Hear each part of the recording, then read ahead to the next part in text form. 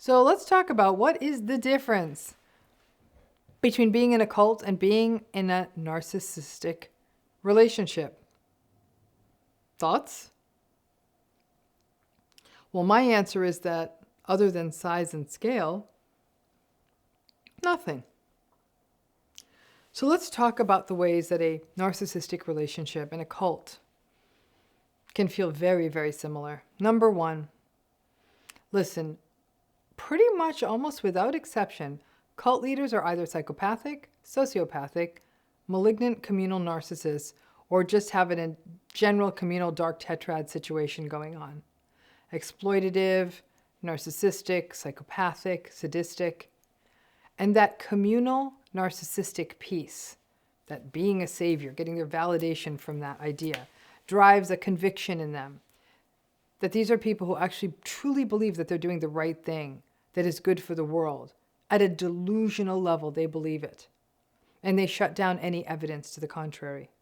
As a result of this, they draw people close to them that may actually believe in whatever goodness the cult leader is selling. It could be, these things could be being mentally strong in a difficult world, fringe religions that may build on the tenets of existing religious systems but twist them out a little bit, New Age spiritual beliefs, love things and connection things. People who are drawn in are often seekers and may hold a certain form of idealism and may not question the rather convincing motives of the cult leader, because they are convincing. Well, in narcissistic relationships, the draw may be the ideals that the narcissistic person shares. Many people will say in the beginning, it felt like me and a narcissistic partner or friend did share values, that we did share worldviews. Well, that shared view can often be the jumping off point to be able to weaponize that and for the narcissistic person to keep the partner or friend close. And especially if this is a communal narcissistic person who talks a solid game on doing good for the world and does nice things. They volunteer, donate money, meditate, does spiritual stuff, loves animals. The narcissistic stuff can be easy to miss. Number two, cult leaders can move gradually in most cases. They certainly don't wear their cult leader t-shirt on the first day you meet them. It can start almost casually and warmly. People drawn into cults may be thinking that they're just meeting a group of like-minded people to hang out, or a person who's really idealistic, or to share in a belief system or an exercise system, or to listen to music, or to study religious texts. It may encompass things that feel good and happy, like dancing together, or just talking about deep topics. In a world where many, many people crave and desire community, it can feel comforting, especially if the folks that you are meeting are like-minded. For folks who may feel disconnected from family, it can feel really nice to have people with whom to spend weekends or even holidays with. This entire process can look like love bombing. Cultic systems are notorious for having their members and their leader give focus on new members who look like they'll be the most malleable, the most shapeable. And because the cult leader is often sharp or charismatic and charming, or it seems like they're really cool because everyone else thinks they're really cool, people get drawn in. People will even recall feeling lucky, chosen, and that they're part of something special. And magical thinking may come into this. Like, this is it. This is my time. I wished for this. Well, this is pretty similar to how a narcissistic relationship begins. You may feel like you are in something uniquely special, or that you understand or you're understood in a unique way. And you may feel seen and heard. And other people may also value this person.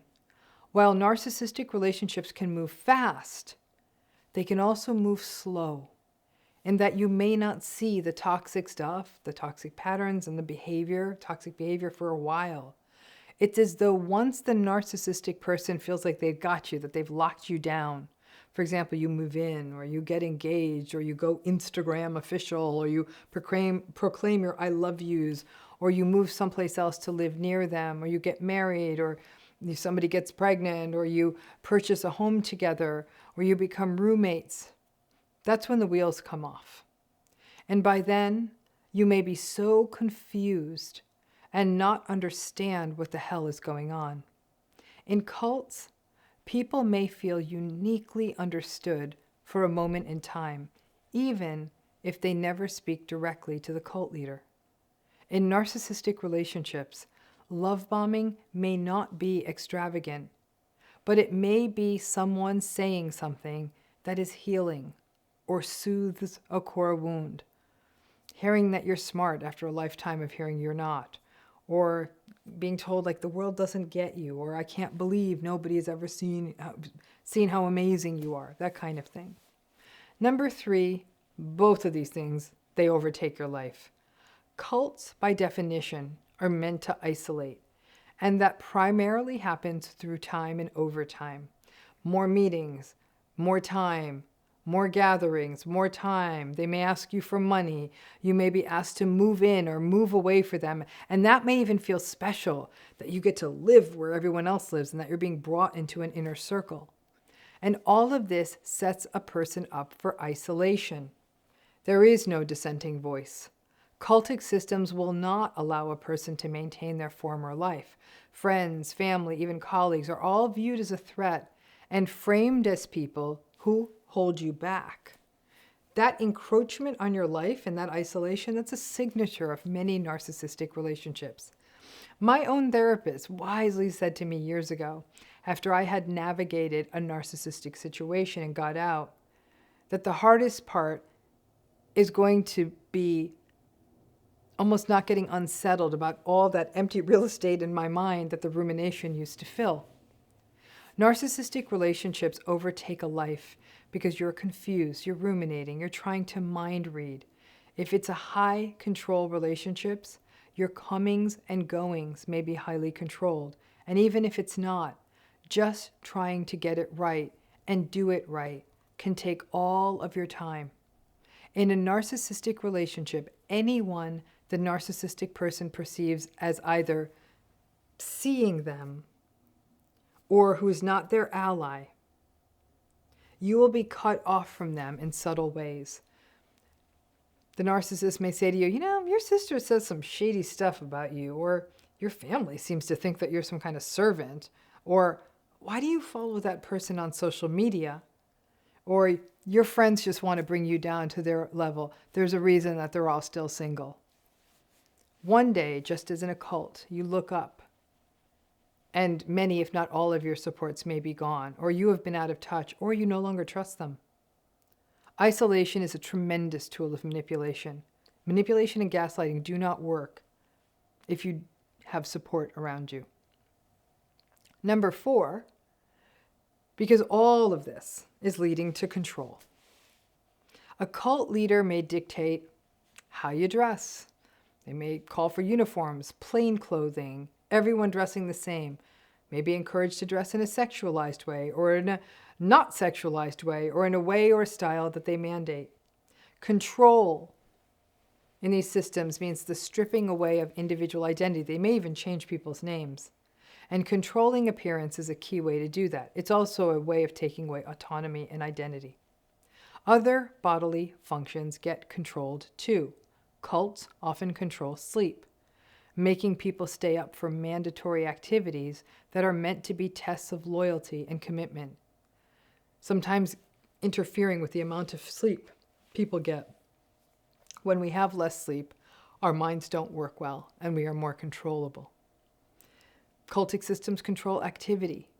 Some folks quit their jobs for the cult, or they find themselves getting up inhumanely early and engaging in cult roles ahead of their paid workday, and then go to their day job and still hand over part of that salary to the cult, or the cult stuff is like another full-time job. They control other daily stuff like meals, which may need to be taken together.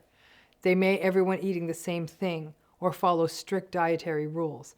It can feel like military-style regimentation, and it's sold to you like it's part of a higher transcendent order. All narcissistic relationships in the same breath are also about control. Now, obviously, at the highest level, we see coercive control, which is the use of fear, menace, and psychological control to keep a partner, in essence, imprisoned. And here we will see everything from the control of appearance, schedules, finances, meal times, sleep, who you can see. In fact, a cult is just coercive control at scale. But even when it is not as extreme as coercive control, it's the little comments like, really, you're going out wearing that? The check-ins. Why aren't you home yet? The tests of loyalty. I told you that this is important to me. You're really going to go to your sister's baby shower instead of supporting me when I'm going through so much? A narcissistic relationship only works if the narcissistic person is in control in some ways. It is a central dynamic of these relationships and of cultic systems. Number 5, all cults are about betrayal. Not just betrayal, but do you stick around despite the betrayal? A common dynamic is that cultic systems get secrets, confidential information for you, and you may have shared it as part of one of their exercises on being open or vulnerable or trusting the system. And then, if you do feel uncomfortable or don't want to share or even question what is happening, that information that you gave up will be used in an extortionate way. That information was also a test of loyalty too. And now those pictures you gave up might be shared, or that information that you shared about your family might be told to your family. That manipulative use of vulnerability is betrayal. And obviously, like I said, betrayal is a central pillar of narcissistic relationships. It's not just big betrayals like chronic infidelity, but it may also be financial betrayal, making false promises, not protecting you or not keeping you safe, or sharing your secrets.